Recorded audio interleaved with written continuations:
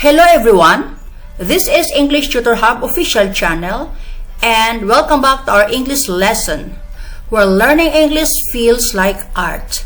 And today we shall be talking about how to use the genitive in English, complete lesson with examples.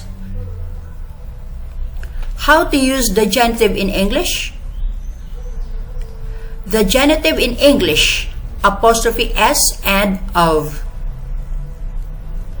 In English, the genitive or possessive case makes it possible to indicate possession, origin, that there is a relationship between two things, a family relationship, or that one thing belongs to another. The genitive can be indicated by the addition of the apostrophe s after the name. The addition of the apostrophe s after the name. Paul's car. Paul's car. The addition of before the name. The addition of before the name. A pack of cigarettes. A pack of cigarettes. How to use it? The addition of the apostrophe depends on whether the name is singular, plural, or ends with an s. Singular name, the boys' room. Singular name, the boys' room. Plural name, the boys' room. Plural name, the boys' room. So in plural, the apostrophe comes after the s, the boys' room. In singular, apostrophe s comes after the last letter of a noun, the boys' room. Singular name ending in s. Thomas' car or Thomas' car. Thomas' car or Thomas' car. Both are correct. Both are correct. Irregular plural. Irregular plural. Children's books. Children's books. In a sentence with several names, add one apostrophe or apostrophe s only to the last name. Example, I'm going on a 2 weeks trip to Vietnam. I'm going on a 2 weeks trip to Vietnam. Sam and Lucy's friend. Sam and Lucy's friend.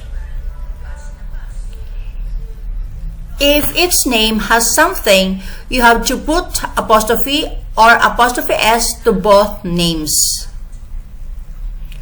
I'm going on a 2 weeks trip to Vietnam. I'm going on a 2 weeks trip to Vietnam. Sam and Lucy's friend. Sam and Lucy's friend. If its name has something, you have to put apostrophe or apostrophe s to both names. Scott and Simon's factory. Scott and Simon's factory. Scott's and Simon's factories. Scott's and Simon's factories.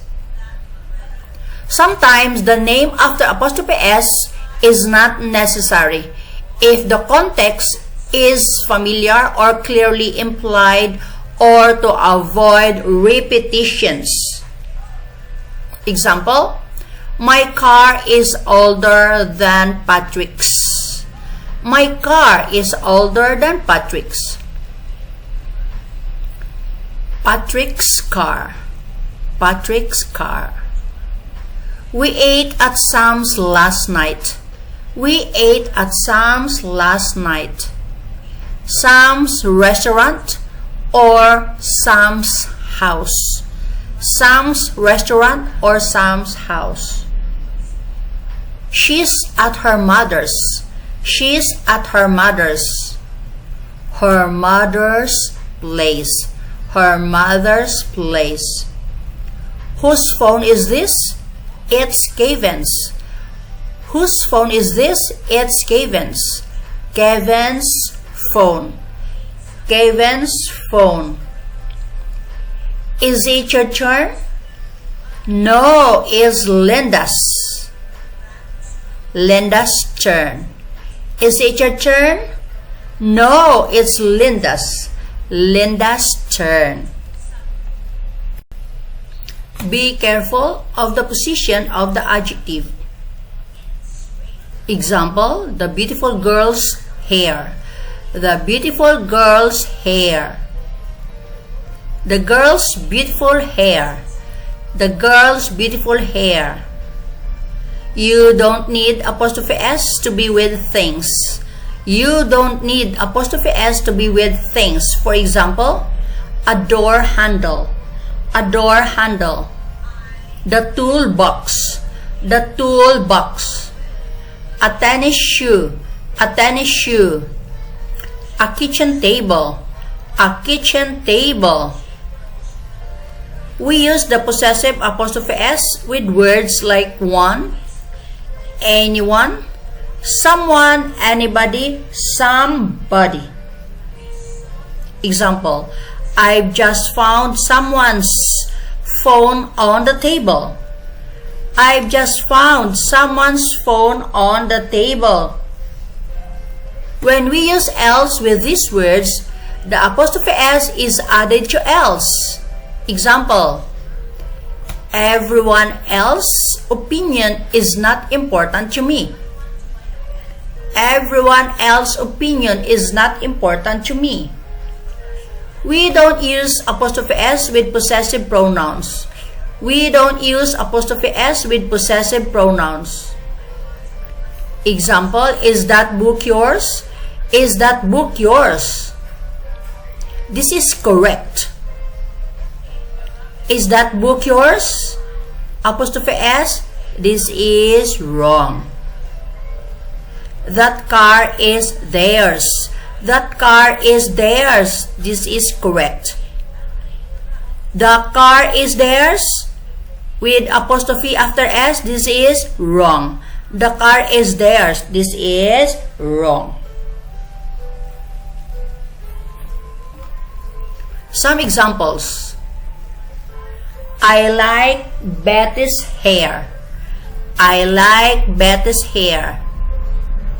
Jason's father. Jason's father. This is Karen's jacket. This is Karen's jacket.